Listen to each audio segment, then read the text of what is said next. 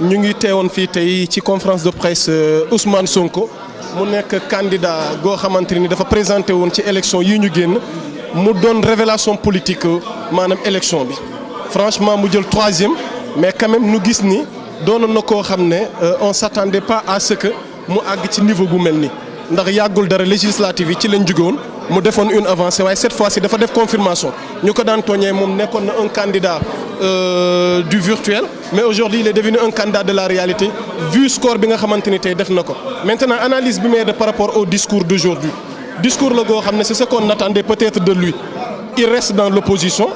Il n'a pas dit qu'il va féliciter le président Macky Sall parce que il y a les autres candidats aussi qui n'ont pas félicité le président Macky Sall.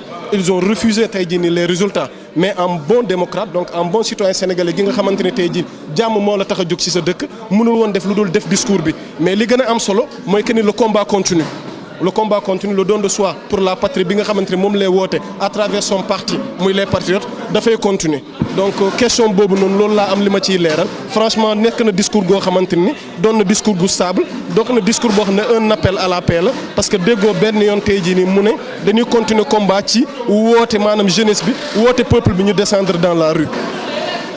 Avec cette prouesse qu'il a réussi vraiment durant ces derniers mois plutôt, est-ce que vous pensez aujourd'hui que Ousmane Sonko incarne le rôle de chef d'opposition?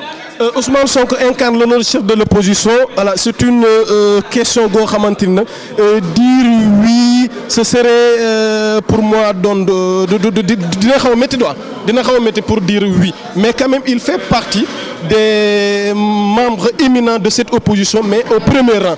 Donc, vu les résultats de l'élection, vous voyez que Ousmane Sonko est arrivé en troisième position.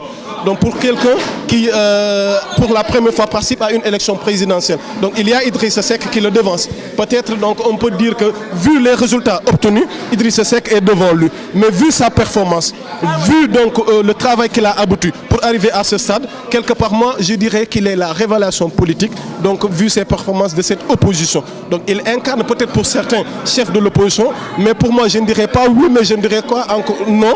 Mais pour ce que je peux dire, quand même, comme il l'a si bien dit dans son discours, parce que tout à l'heure, un des journalistes de l'Agence France lui a posé cette question. Est-ce que vous pouvez dire que vous êtes donc leader donc, de cette opposition? Il n'a pas dit oui, il n'a pas dit mais quand même, il accepte d'être donc au devant de la scène. Il accepte d'être donc parmi les opposants qui occupent le premier rang donc de la scène politique sénégalaise. Okay.